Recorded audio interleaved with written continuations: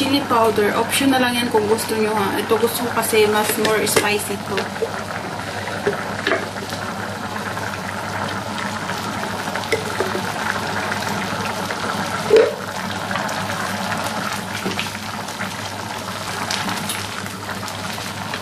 Kasi nilatik ang tawag natin dito. Nilatik sa gata na octopus ba yun?